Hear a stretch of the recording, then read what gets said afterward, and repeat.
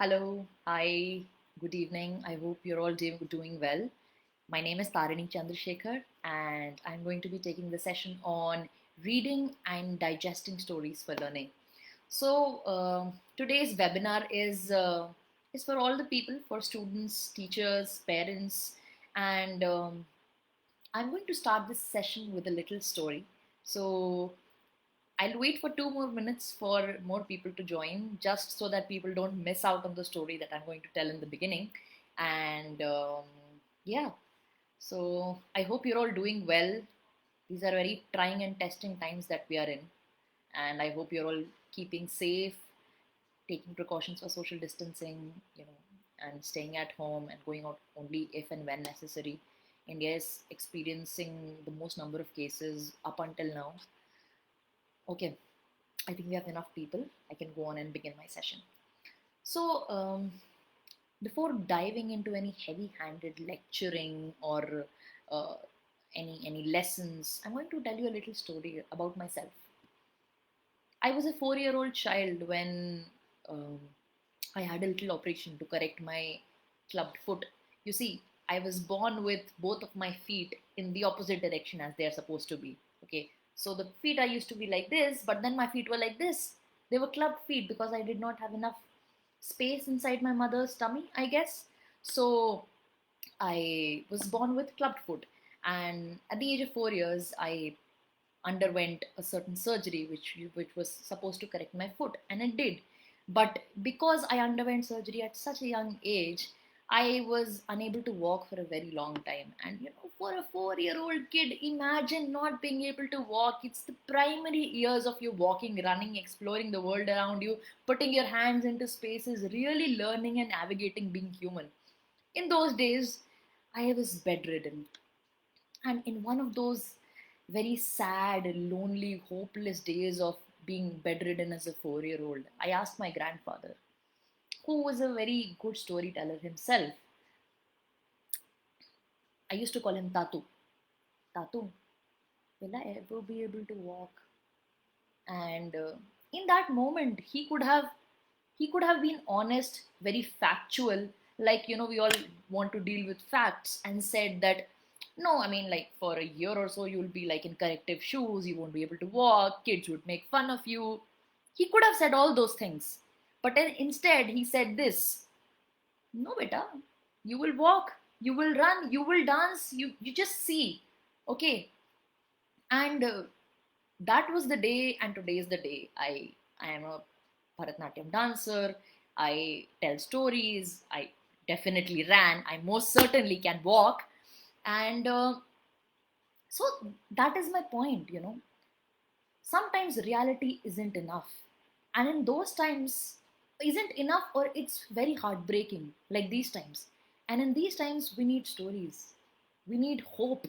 We need hope that we are going to do better than we are right now, because something about that hope sets our mind, or rewires our mind, and tells us to do better than we are doing right now. And in testing times of survival, and in hopelessness, we need that hope. We need that.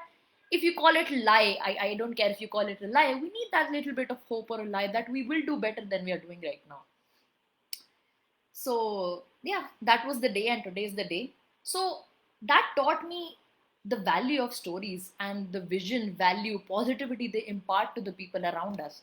But it's not just positivity, or attitude, or something very positive all the time that these stories give us. I'll tell you a little bit of a story from Mahabharata. So this story comes from the battlefield of Kurukshetra, and it takes place on the 14th day, when a fight between Karan and Arjuna was happening. Not going into too much detail about both of these characters. Arjuna was one of the Pandavas who were on the who were on the more advantageous side, who were on the righteous side of the war, and the other side was Karna, who was the sixth putra of Kunti, but wasn't given any of the rights as the right son of Kunti. So he was on the Kauravas side, and both of them were waging a battle, and blows from one side, arrows from the other side.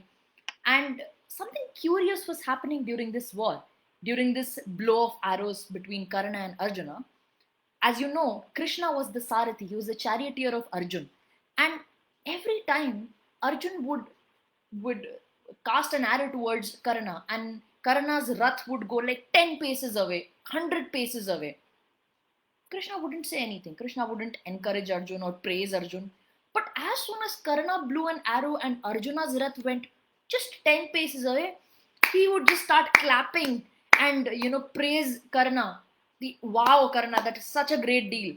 Even though Karna was on the opposite side of the battle, he was not on Arjuna's side. So even after being Arjuna's charioteer, he would praise Karna, and that started making Arjuna very angry. He's like, what is this? You're on my side. Why are you not praising me? Even my arrow is sending his Rath 100 paces away. His arrow is only making my Rath go 10 paces away. That's not a big deal. Why are you taking his side up as opposed to mine? Why are you praising him and not me? You are on my side. You are the charioteer of my Rath. So Krishna smiled and told Arjun, listen, Parth. So Parth was another name for Arjuna. Here, Parth, listen to me. Just look at his Rath. He's alone on his Rath, and his charioteer is a person who does not like him. Okay, it was Shalya. It was King Shalya who was riding Karna's Rath, and he was like constantly berating Karna, telling Karna bad things that you cannot do it, you're a bad person. So Krishna said, just look at his Rath. He has no support on his side. Look at your Rath now. You are sitting with me on the Rath. On top of your Rath, Pavan Sutta Hanuman is there, and the entire power of my presence is there on your Rath. So if his one arrow is able to move your Rath even 10 paces, that is a big deal. You cannot discount that. So what does the story tell us? It tells us, it does not just tell us about two fighters, two right and wrong. If you really listen to this story 10 times, 15 times, what you really gather from this is about privilege, about gratitude. In these times, when we grapple with so many things, we cannot deny that there are some people who have more privilege than the others. And the moment you forget about your privilege is the moment your downfall begins. So, what does this story tell us? The story tells us not just about right and wrong, it tells us about the gratitude we must have and the acknowledgement we must have when we are something privileged. Here, all the people watching me telling this story are in a position that we are able to tell this story with a thriving internet connection. But there are not all of us like this, right? And would we not have stories around us, we would never be able to know that there are people who might be more privileged than us, but there are certainly also people who are less privileged than us, right? So that is the story of Karna and Arjuna. Similarly, from Mahabharata, there is another story about Dronacharya. He was the Rajguru, the royal educator. You would think that he would be the most fair of people. And he was a good teacher. He treated all of the students according to their individual talents. It's not like, he taught all of the students the same thing. He taught Arjuna the archery because Arjuna was great at archery. He taught Bhima how to wield the gada, the mace, because Bhim was a strong person. And similarly, with each student, he taught them different talents according to their talent. But he did he did make a grave mistake. Once, as he was a royal educator, he was supposed to teach the princess. Once Eklavya, a student who did not belong to a high caste, came to him one day. He's like, Guru Dron, can you please accept me as a student? I really want to be a great archer. Guru Dron said, I'm sorry, I only take princes and I only teach princes and people of high class. I cannot teach you. But Eklavya did not lose courage. What did he do instead? He went back and constructed a murti, an image of Guru Dronacharya, and started learning and started teaching himself how to be a great archer. 1 day, 2 day, 3 day, 4 day, 10 days, 100 days. He would teach himself just by looking at the image of Guru Drona in front of him, not even in person, just an idol. He started to become a great archer 1 day, 2 day, and by practice, he started becoming very, very good at archery. Now, Guru Drona heard about this. It's like, wait, this is not correct. I'm training Arjuna to be a great archer, and I am here in person teaching him. What about this person? If he's the greatest archer in the world, I cannot have that. I must stop this. So Drona went to Eklavya, and he saw his own idol in Eklavya's ashram, and he's like, you are doing good, but since you have considered me your guru, I'm here to ask you a guru dakshina. Eklavya said, Guruji, whatever you ask, I'll give it to you. He said, give me one of your thumbs. Now, anybody who knows even a little bit about archery knows that if you do not have your thumb, you cannot wield your hand to stretch the arrow into the arch. But it was the guru who was asking this of the Shishya. So he cut his thumb and gave it to Dronacharya. But this was not the end. He started learning how to practice archery with his left hand. And again, in 10, 15, 100 days, he became great at that. Now Guru Dronacharya was again angry. Ki, Arey, what is this? I asked for his thumb thinking that he will stop doing archery after this, but now he's still doing archery. He went to Eklavya, asked for his left thumb again. Eklavya saying, okay Guruji, this is your desire, you are my guru, I owe you this much. Even though Eklavya knew that Dronacharya did not really teach him in person, it was only the thought of Dronacharya that Eklavya was using to become a great archer. He cut off his left thumb and gave it to Guru Drona. And thus, we did not have uh, Eklavya. We would think that Eklavya would not do archery after this, but again, he surprised everybody. Without the use of both of his thumbs, he started practicing with just his fingers and became great at it. So, what does this story tell us? Is it just a story about a guru and a shishya? In these times of modern education and learning, where we are not even able to attend classes in person, we are having to do this virtual classes. What does this story tell us? It tells us this, that a student might not, if the student is not able to have the physical presence of the teacher, he can use the thought of a teacher. A great teacher comes from anywhere, and a student just needs intention and a willingness to learn. And everything around you can teach you something. You just need to have the thought of intent in your head that you want to learn. So Eklavya is known as the greatest disciple the world could ever have, not because he learned the archery, because he had the stubbornness and the willpower to learn from whatever resources he had.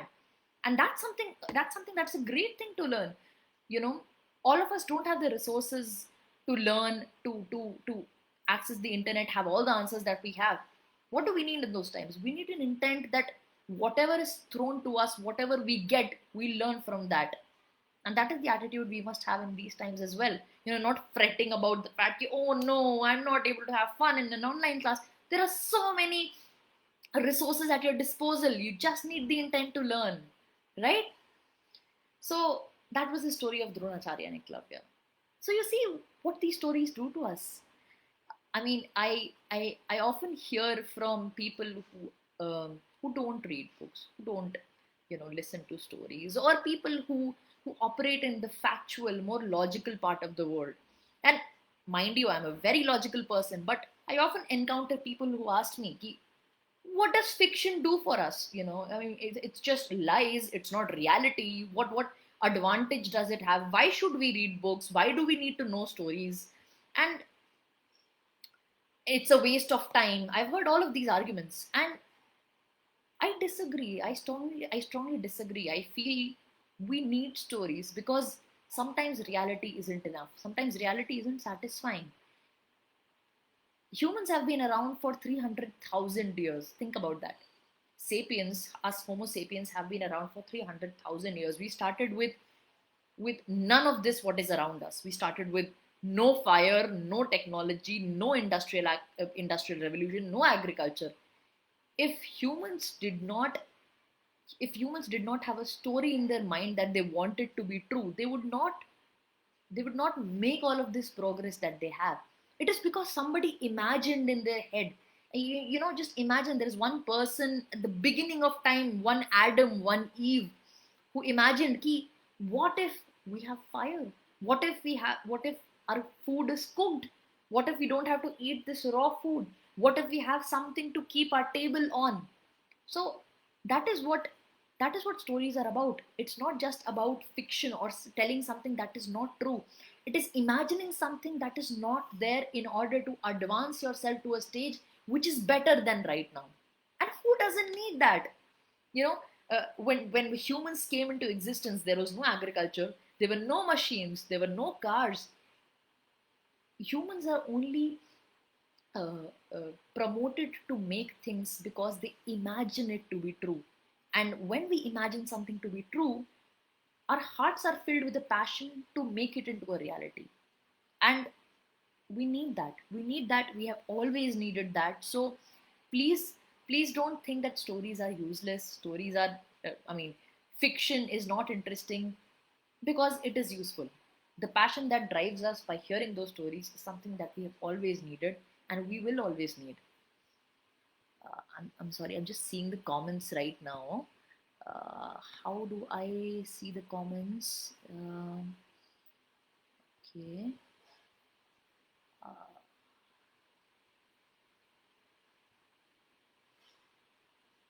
One moment. I wish I could see the comment section because I can see that there are some comments. Um,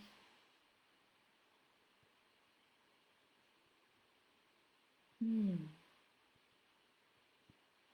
Okay, this is strange.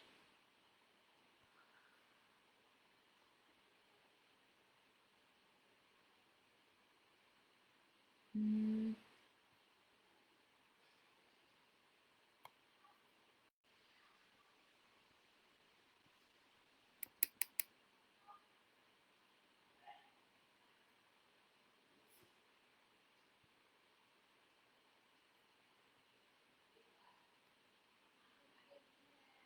Okay. Anyway, I'll just move on forward. I'm not able to see the comments. I just wish that I was able to, so that if there are any questions, I was able to address them. Uh, um,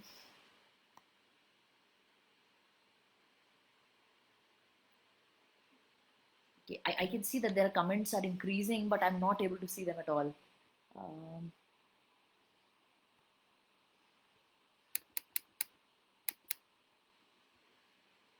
hmm,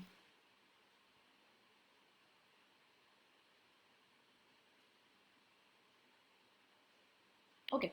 Anyway, I'll figure it out probably later. Okay. So, and when people say stories, they always think of mythology, or stories are these things that didn't happen, and Mahabharata, Ramayana. But that's not true. That's not true at all. If you think that stories are all about things that happened in the past that we have no use for right now, you're awfully wrong. And to prove my statement, I will tell you a story about Richard Feynman. You know, and because I'm a person who's not just interested in stories from mythology. I'm interested in science. So Richard Feynman was a very celebrated physicist who quelled, or who proved people wrong when he revealed his IQ. His IQ was 125, and that was awfully low for a person who was a scientist and a physicist. Before that, all of the people used to think that scientists need to have this great IQ above 150, and it's only geniuses that can invent things, teach physics, teach science. He proved everybody wrong, and I'll tell you why. So, Richard Feynman was a celebrated physicist, and there's a very interesting story about him where he and a lot of other scientists were working on the nuclear bomb, which was used in the Second World War, which is not a great thing. But then in those times, that was the necessity to end the war. That there needed to be a nuclear war between nations. So Richard Feynman was in a team of scientists that were designing the nuclear bomb. So every day they would meet all of the scientists, and they would need to have questions and answers and revise their equations. There was a whole lot of math and science required in doing this. So Niels Bohr was a very famous scientist who was also working in the project, and he was obviously a lot more senior than Richard Feynman. And one day he asked all of the scientists to come to to tell him whether his equations are correct or not. And he asked Richard Feynman, "Can you tell me if there is something wrong with my equations?" And Richard Feynman was surprised.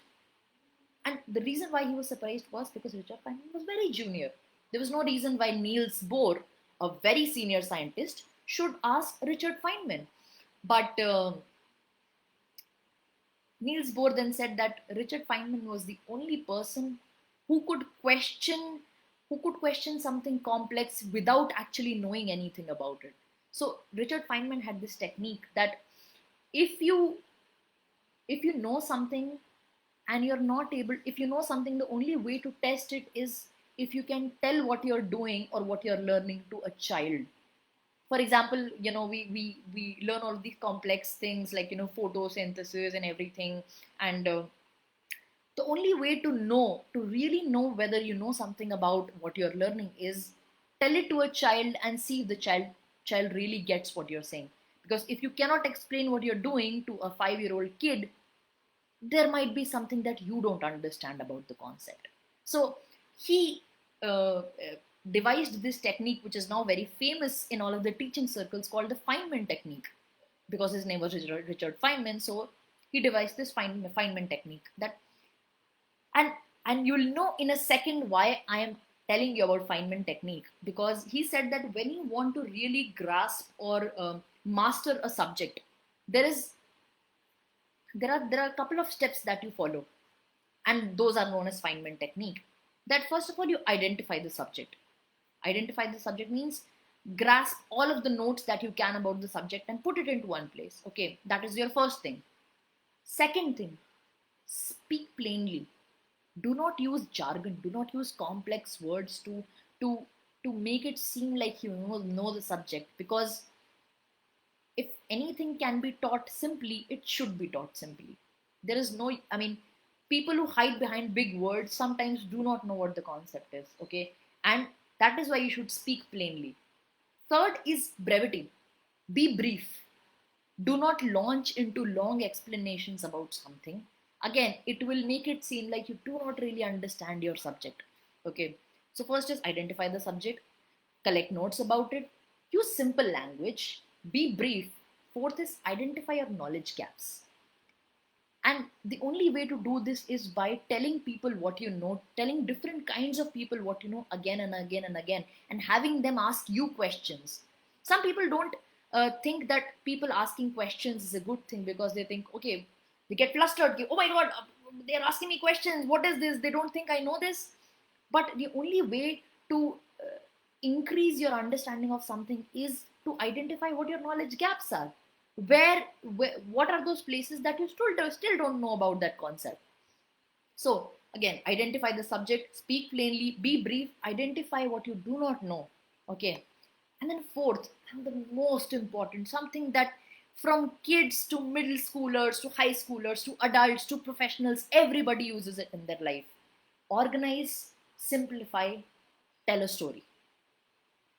You would think that people who are grown up, and I hope there are a lot of kids who are attending this session, and even parents, they would agree with me that even in a business meeting, after you come to a conclusion or you strike a deal, you tell anecdotes.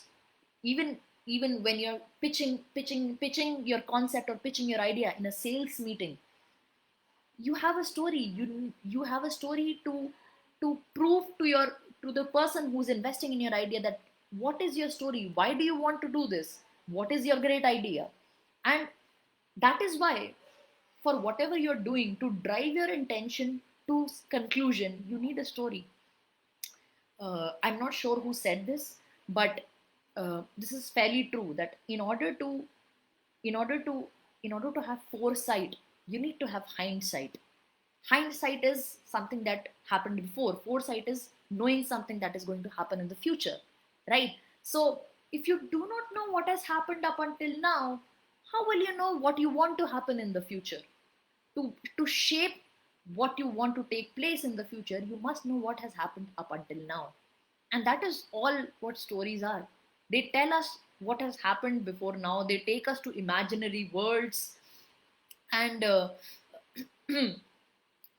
most of all, stories are a way to travel. They make us travel without having to move an inch. And that is something worth holding on to, you know. Just, I mean, like, I want to go and look at the comment section so that I can answer questions, or if there is something that is being posed to me, I want to engage with that. And just, um,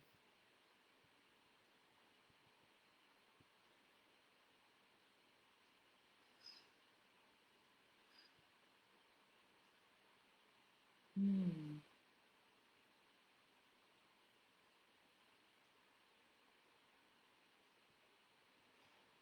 Okay, I guess I won't be able to see the comment section. I guess if I end the video, only then will I be able to see it.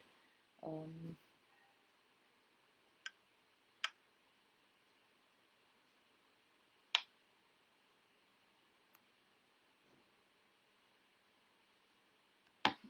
okay.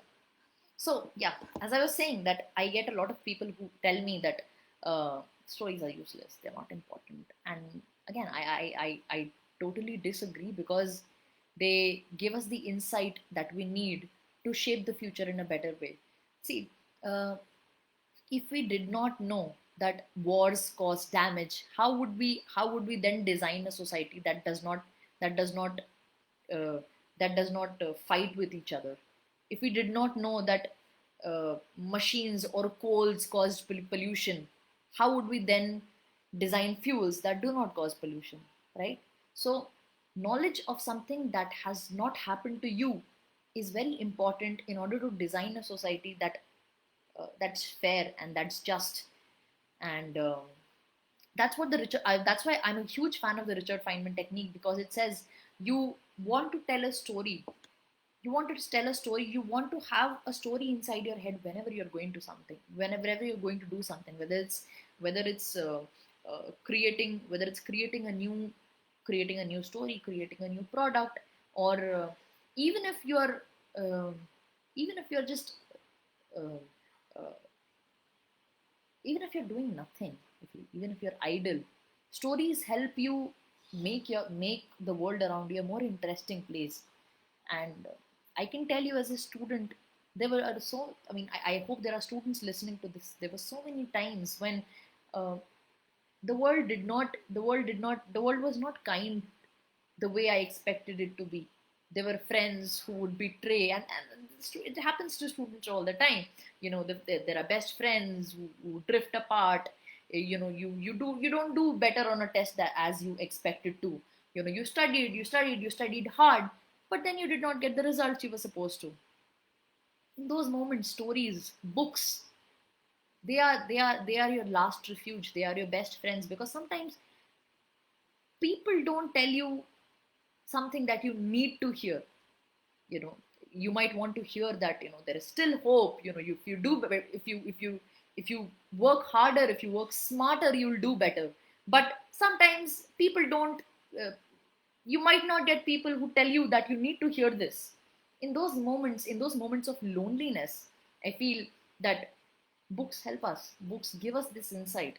And again, when I say that stories are important, books are important, I absolutely do not mean that you read the right books or you read the nicer books.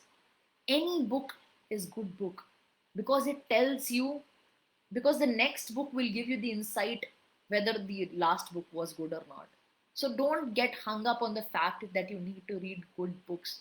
All books are good books, because they take you to a place which is not around you. They take you to a better place, or a place which gives you empathy after you come back from it.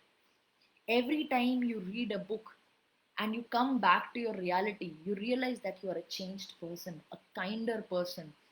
I mean, imagine a world where people did not understand somebody else's problems, where one person did not understand the other. What do books do in this regard? We read stories about people who are so different than us. You know, when we read stories about Ram, when we read stories about Pandavas, even when we read stories like Harry Potter, why is Harry Potter so popular? Have you ever imagined why? Because at the crux of that story about teenagers fighting, doing magic, is the story about humanity, kindness, being kind to one another. And that is all what being human is about, creating and being kind. So I hope that I've imparted some insight about even fiction. I mean, there's no need for you to sit down and read stories if you don't have the focus to. You can listen to stories. You can really listen to people. Reading is essentially listening. Obviously, it is better than watching movies uh, because I would say that reading books give you the freedom to imagine your own world. You can make your own choices. Sometimes watching movies doesn't give us that choice. It already paints a picture in front of us, and we cannot change that picture, right? But reading Harry Potter versus watching Harry Potter would be so different, because when you read Harry Potter, you can imagine Hogwarts to be something else. You can imagine Harry Potter to be something else. You can imagine Hermione to be a different person than she was when she was in the movie, right? So, accessing stories in any form is acceptable. So, I know on World Book Day, I should advise all of you to read books. And as a reader myself, I know that they are incredibly amazing. They are incredibly transformative. They take you to different places. They impart empathy. They uh, they give you a better sense of the world around you. But I also know that not every child is the same. you know Not every child might want to read. But in the absence of a book, if you can't read a book, if you can't read a story, listen to a story. Listen to a person who is not you. Listen to people who are different than you. That is why people ask to travel. Traveling essentially is meeting people, experiencing life, experiencing people who are not like us. And that gives us perspective. That gives us perspective that, what, our problems might not be the worst. There might be other problems, other people who might be experiencing more problems than we are. And that gives us the courage to trudge along instead of complaining. you know Even in this time, right now, Corona, if you know exactly 100 years before this, in 1920, there was the Spanish flu. And imagine Spanish flu in a time where there is no technology, no great transportation, uh, obviously no social media. I mean, I know students are finding it very difficult to imagine this, but there was no social media that would help people move things faster, get better medication in 1920. And see how those people came out of it. And just learning about Spanish flu and a story that took place in 1920s right now gives you a perspective that if we can come out of that, we can come out of this. Absolutely, we can. So that is the transformative power of the stories. They make you want to do better, make you want to be better. And yeah, so I guess that is what my point is, that stories help enhance learning in ways that we can't even comprehend. Years after reading a book, one day something happens and suddenly something will pop up in your head, and like, oh my god, I read a story in which uh, somebody was somebody was facing certain dilemmas, and then they came out of it, and that itself will give you the courage to move out of the scenario that you're in, move out of the complex situation that you're in. And you won't even realize that it was the story that gave you the courage to move on forward. So do not discount stories, and keep reading, keep listening, and keep experiencing and living the stories. Yes. So that is all I had to share for today. And I would really encourage you to ask me questions. And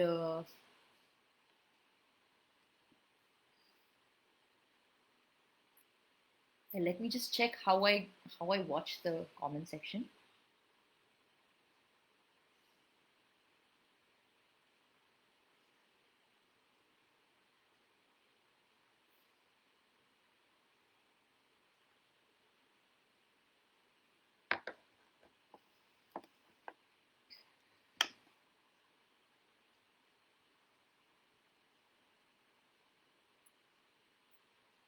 Mm, I can see the comment section is blowing up, but I really want to be able to do something about this, but I'm not able to see the comments. This is frustrating.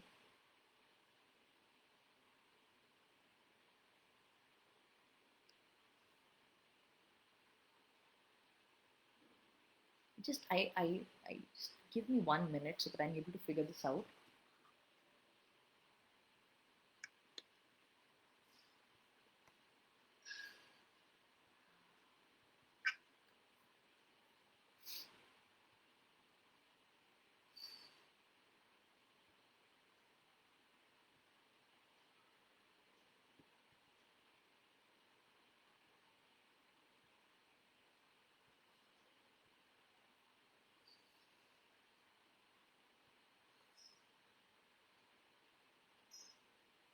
Mm,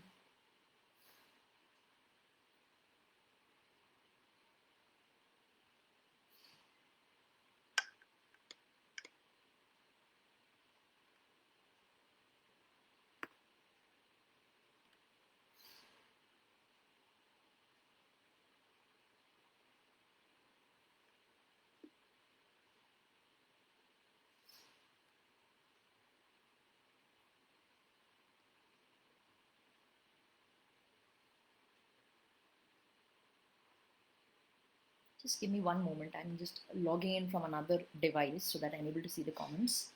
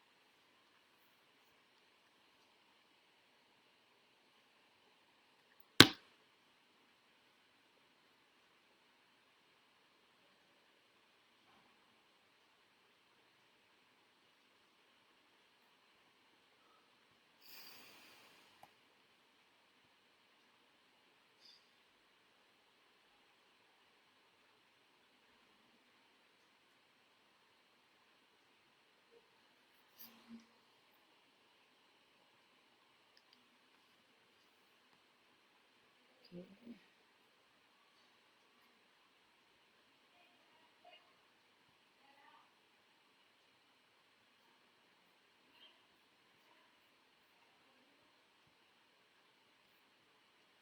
Ah, okay. Now I'm able to see the comments. Right.